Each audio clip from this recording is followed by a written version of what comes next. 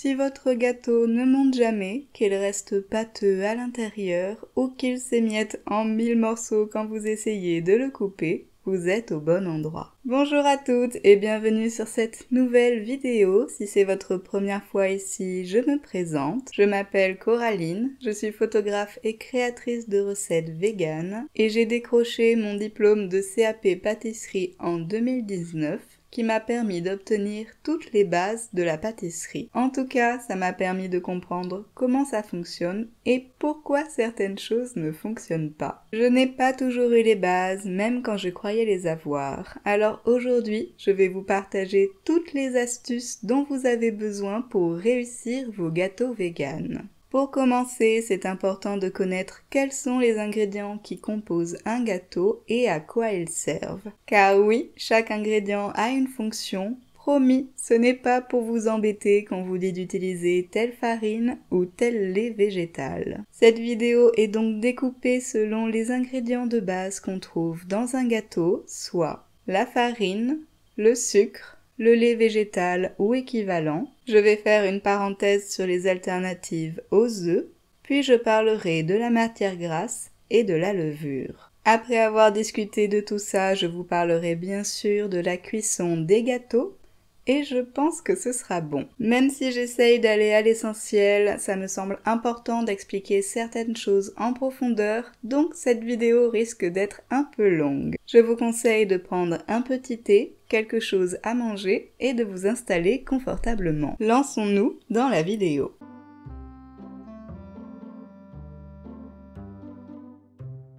En premier, je vais vous parler de la farine. Comme vous le savez déjà, la farine c'est une denrée réduite en poudre très fine. Jusque-là, rien de compliqué. Aujourd'hui, on trouve de la farine d'à peu près tout, de la farine de quinoa, de coco, de patates douces, de lin, de cacahuètes et des plus classiques comme la farine de blé blanche, de châtaigne, de pois chiches, etc. Toutes ces farines ne sont pas interchangeables car elles n'ont pas les mêmes propriétés. Sauf indiqué autrement, la farine utilisée dans les gâteaux est la farine de blé blanche. La farine de blé blanche contient deux composants très importants en pâtisserie, de l'amidon et des protéines, soit du gluten. Ensemble, ils absorbent les liquides. Le gluten, en plus de son pouvoir absorbant, permet de lier la pâte grâce à son réseau glutineux et de la faire pousser à la cuisson en retenant le gaz carbonique produit par la levure. C'est pour cette raison que si vous me demandez si vous pouvez faire tel ou tel gâteau avec une farine sans gluten, je vous répondrai que je ne sais pas. La pâtisserie sans gluten, c'est vraiment une branche spécifique de la pâtisserie qui utilise souvent des mélanges de différentes farines pour imiter ou remplacer la farine de blé blanche, mais qui ne s'utilise pas toujours de la même manière ou avec les mêmes proportions. Je vous conseille toujours de vous tourner vers des créatrices de recettes dont c'est la spécialité, car moi, je ne m'y connais pas du tout. Revenons-en à notre farine de blé blanche. Il y en a plein de différentes, mais en France, on va en trouver 4 principales: la T45, la T55, la T65 et la farine de gruau. J'utilise la T45 ou T55 pour les gâteaux, la T65 pour les pâtes levées comme pour mes cinnamon rolls, et récemment j'ai commencé à utiliser la farine de gruau pour les brioches. Alors que signifie le T dans T45 ou T65? Ça fait référence à quelque chose qui s'appelle le taux de cendre et je ne vais pas m'embarquer dans des explications sur le taux de cendre parce que c'est un peu compliqué et moi-même je n'ai pas tout saisi encore. Nous, on va se concentrer sur le taux de gluten. Le gluten, c'est le taux de protéines qui est affiché sur les paquets de farine. La T45 et la T55 ont généralement autour de 10 grammes ou moins de protéines, donc de gluten, pour 100 g de farine. C'est les farines qu'on utilise pour faire les gâteaux. Personnellement, j'utilise plutôt la T55. La T65, quant à elle, a généralement un peu plus de 10 g de protéines pour 100 g de farine, même si en réalité ça ne se vérifie pas toujours. Elle est plus adaptée pour les pâtes qu'on doit pétrir, qui ont besoin d'avoir un réseau glutineux bien développé. Peut-on utiliser pour les gâteaux une autre farine que la farine de blé blanche si elle contient du gluten? Eh bien oui et non. Vous pouvez avoir envie d'utiliser de la farine de blé complète, mais là encore, elle n'est pas adaptée à toutes les recettes, parce que la farine complète a une texture différente et qu'elle absorbe bien plus que la farine de blé blanche. En conclusion, pour faire vos cakes, prévoyez de la farine de blé blanche T55, au pire T45, et si vous décidez d'en utiliser une autre, ce sera à vos risques et périls. Parlons à présent de sucre. Dans ma jeunesse, il y avait deux grands types de sucre, le sucre blanc et le sucre roux. Aujourd'hui, je ne sais même pas combien de sucres et d'alternatives au sucre existent. Et il y a probablement tout autant d'idées fausses à propos du sucre qui nous viennent à la fois de l'influence de la culture américaine, mais aussi de l'influence des gourous bien-être. Dans la majorité des recettes francophones, le sucre fait référence à du sucre roux ou du sucre blanc. Les deux sont assez interchangeables, même s'ils présentent des différences. Je vais mettre tout de suite une idée fausse de côté. Non, le sucre blanc n'est pas diabolique, il n'est pas raffiné et il est écologiquement plus intéressant puisqu'il est produit localement, en tout cas si vous vivez en Europe. Je vous mets sous la vidéo un lien vers un article d'Alice Esmeralda à propos du sucre blanc qui explique beaucoup plus de choses que moi. Le sucre sert évidemment à donner de la saveur, mais pas que. Il a aussi un rôle à jouer dans la conservation, la coloration et la texture des gâteaux. C'est un ingrédient qu'on compte généralement dans les ingrédients liquides, puisqu'ils fond. Changer la quantité de sucre dans une recette peut donc avoir un impact sur le produit final parce qu'il ne sert pas qu'à sucrer le gâteau. Maintenant, est-ce qu'on peut remplacer le sucre blanc par n'importe quel autre sucre ? Ça dépend. On peut souvent le remplacer par du sucre de coco, de la vergeoise ou d'autres types de sucre de canne comme le muscovado ou le rapadura. Ça va avoir un impact sur le goût puisque ces sucres ont un goût très prononcé. Ça va avoir un impact sur la coloration puisqu'ils sont très foncés et ça va avoir un impact sur le goût plus ou moins sucré parce qu'ils ont un pouvoir sucrant différent. C'est à adapter selon vos goûts et selon la recette. Qu'en est-il des sucrants liquides? On parle par là de tous les sirops, le sirop d'agave, le sirop de date, le sirop de coco, etc. Ces sirops ont une composition différente des sucres classiques, ce qui a un impact sur le gâteau. Personnellement, je vous déconseille vivement de remplacer du sucre en poudre par un sirop dans un gâteau. Chaque fois que quelqu'un a fait ça, j'ai eu de très mauvais retours. Je pense que c'est important de considérer les sirops comme un ingrédient à part et pas comme un remplacement du sucre en poudre. Évidemment, c'est la même chose pour les alternatives au sucre. Si vous voulez utiliser une alternative au sucre, je vous conseille de suivre une recette qui a été pensée spécifiquement pour cette alternative. Voilà pour le sucre, je vous conseille vraiment d'aller lire l'article que je vous mets en lien sous la vidéo et aussi d'aller voir une vidéo que je vous mets en lien de C'est pas sorcier sur la betterave sucrière. Je vous jure, c'est très intéressant. Parlons lait végétal. Il n'y en a pas forcément dans une pâte à cake, mais vous remarquerez que dans toutes mes pâtisseries, j'utilise toujours du lait de soja. Le lait de soja est celui qui se rapproche le plus en termes de structure du lait de vache. C'est donc l'un des rares laits d'origine végétale qui coagule quand on y mélange un acide. C'est aussi un des rares qui mousse quand on le fouette pour faire les lattés par exemple. C'est donc celui qui va apporter le plus de structure à votre gâteau, qui va lui permettre de rester en un seul morceau quand vous le coupez et qui va lui permettre de gonfler. Le second lait végétal le plus stable avec des gros guillemets, c'est le lait d'amande. Mais la plupart des laits d'amande du commerce sont beaucoup trop aqueux, donc si vous voulez avoir une bonne alternative au lait de soja si vous ne pouvez pas en consommer, je vous conseille de le faire maison. Vous pouvez possiblement aussi utiliser de la crème d'amande du commerce, mais je n'ai jamais testé moi-même. Si par contre vous n'utilisez pas de lait de soja parce que vous n'aimez pas le goût, c'est parce que vous ne buvez pas le bon lait de soja. Il y a autant de goût que de marques et étant donné que je ne bois quasiment que du lait de soja, j'ai fait une petite liste des meilleurs laits de soja en termes de goût. Voici mon top 3. En troisième position, il y a le lait soja vanille de chez Alpro qui est très bon Il a un goût de crème dessert. C'est un bon lait si vous voulez commencer à aborder le lait de soja mais que vous avez peur du goût. En deuxième position, c'est le lait de soja de chez Sojasun. Franchement, même le nature.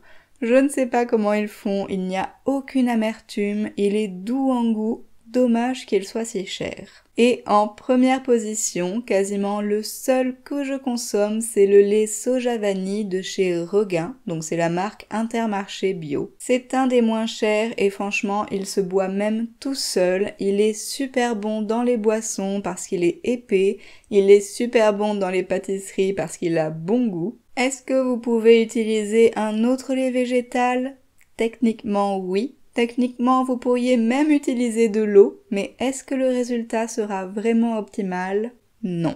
Et pour ça, je vous montre une petite photo très simple que j'ai empruntée à la story de Lauriane de Perles en sucre. C'est une créatrice végane absolument géniale que vous devriez suivre si ce n'est pas déjà le cas. Sur cette photo, elle montre la différence qu'on obtient en utilisant deux laits végétaux différents pour un même gâteau. En haut, du lait de soja, en bas, du lait d'avoine. Le gâteau au lait de soja a bien monté, il a l'air bien moelleux, alors que celui au lait d'avoine est resté tout plat et on dirait qu'il est un peu pâteux. Donc oui, le lait qu'on utilise pour les gâteaux a un énorme impact sur ce qu'on obtient à la fin. Maintenant, attaquons-nous à un élément qui fait débat et qui est un des plus difficiles à comprendre, je pense, quand on devient végane, les alternatives aux œufs. Je vais essayer de ne pas trop m'étaler parce que ça mérite vraiment une vidéo dédiée. D'ailleurs, dites-moi en commentaire si ça vous intéresse, peut-être que je pourrais faire une vidéo où je teste tous les remplacements des œufs qu'on nous propose sur internet, ça serait intéressant. Les œufs représentent l'ingrédient phare de la pâtisserie, en tout cas en France, et ayant passé mon CAP, je peux vous dire que les quantités qu'on utilise sont faramineuses. Les œufs ont beaucoup de rôles différents en pâtisserie et j'aimerais clarifier quelque chose tout de suite. Aujourd'hui, avec ce qu'on a, on ne peut pas remplacer complètement les œufs en pâtisserie. Les œufs ont des fonctions qu'on ne peut pas répliquer ou en tout cas qu'on ne peut pas encore répliquer aujourd'hui avec des ingrédients d'origine végétale. On peut imiter certains aspects mais on ne peut pas remplacer toutes les fonctions qu'ils ont. Dans les fonctions des œufs, on compte le liant, c'est-à-dire qu'ils assurent l'homogénéité de la pâte et lui permettent de cuire. Le foisonnement, c'est quand la pâte prend du volume quand on la bat. Ils apportent aussi du gras avec le jaune d'œuf. Ils ont un rôle d'émulsifiant, d'épaississant, ils coagulent. Bref, vous l'aurez compris, les œufs englobent beaucoup de choses en pâtisserie. Et en plus, ils ont des rôles différents si on utilise juste le jaune, juste le blanc ou les deux. Nous, ce qu'on va principalement essayer de remplacer ou d'imiter dans les cakes, c'est le liant, mais aussi le moelleux et l'humidité que les œufs apportent à la pâte. Voilà moi comment je m'en sors. J'essaye de remplacer les œufs en misant sur l'action de la farine, des protéines et de l'acidité de ma pâte à cake. En gros, j'utilise du yaourt, de la farine et du lait de soja. Mais pour moi, encore une fois, c'est important de regarder des recettes véganes plutôt que de forcément vouloir véganiser un gâteau qui contient des œufs. On peut évidemment essayer de le faire, moi c'est comme ça que j'ai commencé à vous partager des recettes véganes, mais voilà la règle. Généralement, on n'essaye pas de remplacer les œufs dans une recette de gâteau qui contient 3 œufs ou plus. Généralement, c'est plus de 3 œufs, mais moi je trouve qu'à partir de 3, c'est déjà compliqué. Mieux vaut se diriger vers une recette végane pour être sûr de sa réussite. Personnellement, je ne suis pas convaincue des alternatives qu'on nous propose sur internet pour remplacer les œufs. Je pense que vous avez déjà toutes vu un tableau comme celui-ci ou similaire. J'ai déjà essayé plusieurs propositions, mais dites-moi si vous voulez une vidéo où j'en parle davantage. On peut maintenant parler d'un ingrédient qui m'avait l'air simple, mais sur lequel vous avez eu beaucoup de questions sur Instagram, la matière grasse. Pour être honnête, moi aussi, dans mes débuts de pâtisserie, j'ai fait des erreurs avec la matière grasse, soit en voulant l'omettre, soit en la remplaçant par de mauvais candidats. Dans la majorité des gâteaux que je vous propose, j'utilise de l'huile neutre. Je trouve que c'est le plus simple et le plus économique. L'huile neutre, tout simplement, c'est une huile qui n'a pas de goût. Vous en trouverez partout dans les grandes surfaces au rayon huile de cuisson. En termes d'huile neutre, on a donc de l'huile de tournesol, de l'huile de colza, de l'huile d'arachide ou encore de l'huile de pépins de raisin. Attention à certaines huiles bio pressées à froid qui continuent à avoir un goût même après cuisson, c'est très désagréable dans les gâteaux. Si vous achetez bio, à vous de demander ou de tester en avance pour vérifier que le goût est neutre. On peut également utiliser de l'huile d'olive, elle est très bonne dans certains gâteaux, notamment les gâteaux au chocolat ou au cacao parce que l'huile se marie très bien avec. Mais c'est une huile qui reste chère, donc je la garde pour certaines recettes et pour la majorité de mes recettes, je préfère une huile plus basique. Il y a aussi l'huile de coco désodorisée. Pareil, j'essaye de l'utiliser avec parcimonie parce que c'est une huile chère et exotique, mais c'est possible de l'utiliser. Bien sûr, il n'y a pas que l'huile, il y a aussi les margarines. Attention, toutes les margarines ne sont pas véganes. Moi, j'utilise quasiment toujours la oméga 3 de Saint-Hubert. C'est très rare que j'en utilise pour les cakes, sauf pour des recettes vraiment spécifiques parce que ça a tendance à alourdir la pâte à gâteau. Alors, à quoi sert la matière grasse dans un gâteau? À apporter du moelleux et du fondant. Quand on retire l'huile à un gâteau, il a tendance à être sec, à rassir vite et à être moins aéré. Peut-on remplacer la matière grasse par une purée d'oléagineux type cacahuètes ou noisettes? Pas vraiment. Même si ces ingrédients sont gras, ils n'ont pas les mêmes propriétés et le gâteau n'aura pas la même texture. Bon, alors, petite interlude, en faisant le montage, j'ai réalisé que tout l'audio à partir d'ici était inutilisable à cause de grésillements. Je ne sais pas pourquoi mon micro fait ça ces derniers temps.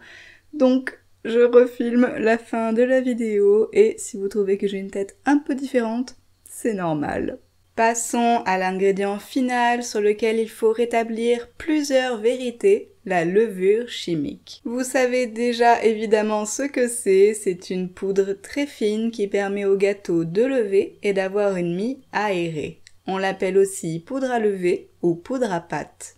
Alors disons-le tout de suite, non, vous ne pouvez pas remplacer la levure chimique par de la levure boulangère, jamais, ne faites pas ça. Ce sont deux ingrédients différents qui ont des usages complètement différents, je vois trop de gens faire ça, ne faites pas ça. La levure boulangère, ce sont des ferments, elle permet d'induire une fermentation, c'est ça qui fait que les pâtes levées sont levées. La levure chimique, comme son nom l'indique, produit une réaction chimique, c'est elle qui permet d'aérer les pâtes à gâteau. Regardons les ingrédients d'un sachet de levure. Diphosphate disodique, carbonate acide de sodium, amidon de blé. Le diphosphate disodique, c'est un ingrédient qui se rapproche de la crème de tartre et qui donc a un pH acide. Le carbonate acide de sodium, c'est en fait du bicarbonate de sodium, donc un ingrédient alcalin. On l'appelle aussi une base parce qu'il est légèrement alcalin. L'amidon de blé, quant à lui, comme son nom l'indique, c'est de l'amidon et il ne sert qu'à la conservation. Alors, si vous avez bien écouté en cours de chimie, vous savez ce qui se passe quand un élément acide et un élément alcalin se rencontrent en présence d'humidité. Ça mousse. Et c'est exactement ce que l'on veut pour nos gâteaux, la rencontre de ces deux ingrédients en présence d'humidité pour que le gaz carbonique se dégage à l'intérieur du gâteau et le fasse lever. Les ingrédients de la levure chimique sont quasiment toujours les mêmes, mais on trouve aussi de la levure sans phosphate, notamment la levure bio. Alors personnellement, j'utilise la levure à phosphate parce que c'est celle qu'on trouve le plus facilement, mais je sais que les personnes qui utilisent les deux trouvent que les résultats sont différents avec l'une ou l'autre levure. On pourrait aussi probablement faire sa propre levure chimique en mélangeant du bicarbonate de sodium et de la crème de tartre. Pour ça, je vous laisse regarder des recettes sur internet. Attention, si on met trop de bicarbonate ou de levure dans une recette, on finit avec un goût ferreux vraiment affreux. Voici cependant une chose qu'il faut retenir à propos de la levure chimique. Il faut toujours mélanger la levure à la farine avant de l'incorporer aux autres ingrédients. Et pourtant, j'en vois des recettes où la levure est incorporée à la toute fin quand la pâte à gâteau est déjà mélangée et vraiment, pourquoi? Si je vous dis de mélanger la levure à la farine, c'est pour deux principales raisons. Déjà, comme je vous l'ai déjà dit, la levure s'active en présence d'humidité. Quand on verse sa levure sur sa pâte déjà mélangée et donc humide, la réaction chimique commence déjà à s'opérer. Même si l'effet de la levure est particulièrement fort quand il fait chaud, donc pendant la cuisson, il commence déjà à se faire avant même que vous ayez fini de l'incorporer dans la pâte. Le risque, c'est que votre gâteau ne monte pas du tout et qu'il ait un sale goût de levure cuite. En plus, normalement, on veut éviter de trop mélanger une pâte à gâteau pour ne pas renforcer le réseau glutineux. Alors, pourquoi prendre le risque? La deuxième raison, c'est parce qu'on ne peut pas incorporer une si petite quantité d'ingrédients de manière efficace à la toute fin une fois que la pâte est déjà mélangée. Le fait de d'abord la mélanger à la farine, puis d'incorporer les ingrédients secs avec les ingrédients liquides, permet de s'assurer que la levure est distribuée de manière homogène dans la pâte. Comme ça, vous êtes sûr d'avoir une belle mie aérée dans tout le gâteau. Je vous mets un lien sous la vidéo à propos de la levure chimique si vous voulez en apprendre davantage. Et ouf, voilà tout ce que vous devez savoir sur les ingrédients d'un gâteau. Comme je vous le disais juste avant, chaque ingrédient a une fonction. C'est pour cette raison que lorsqu'on suit une recette, surtout la première fois, c'est important de respecter les ingrédients et les proportions pour avoir le bon résultat. Combien de fois ai-je reçu des commentaires déçus me disant que ma recette ne fonctionne pas alors qu'elle a été suivie à la lettre et quand je pose quelques questions, je réalise que la farine de blé blanche a été remplacée par de la farine de blé complète, le sucre par de sirop d'agave et qu'on a enlevé la matière grasse. Maintenant, vous savez pourquoi il ne faut pas faire ça.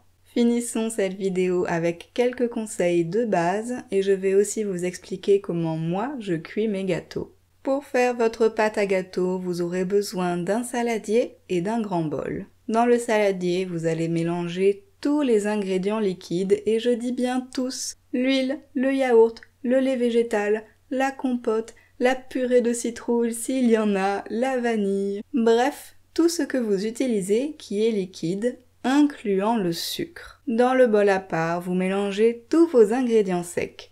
La farine, la levure chimique, le bicarbonate s'il y en a, le cacao en poudre, les épices, etc. Ensuite, vous combinez les deux. Le mieux c'est d'utiliser une spatule en silicone, mais vous pouvez aussi utiliser un fouet et y aller délicatement. Dès que les ingrédients sont tous incorporés, on arrête de mélanger. Si dans votre recette il y a des fruits, du chocolat, des noix, arrêtez de mélanger un peu avant que la pâte soit homogène, ajoutez votre ingrédient et finissez à la spatule. À ce moment-là, votre four et votre moule doivent déjà être prêts. Donc avant de préparer votre pâte à gâteau, vous préparez votre moule en le huilant, en y mettant du papier cuisson et vous mettez votre four à préchauffer à la bonne température. Quand la pâte à gâteau est prête, vous la versez dans votre moule et hop, au four. Tous mes gâteaux sont cuits en chaleur normale, jamais en chaleur tournante. Généralement, s'il y a besoin de chaleur tournante, ce sera écrit sur la recette, même pour les autres blogueuses. Et pour qu'ils cuisent bien, je ne les pose pas exactement au milieu du four. À la place, je mets la grille un cran en dessous du milieu. Ça permet au gâteau de bien cuire, de bien monter sans cramer dessus et sans avoir une couche de pas cuit en dessous.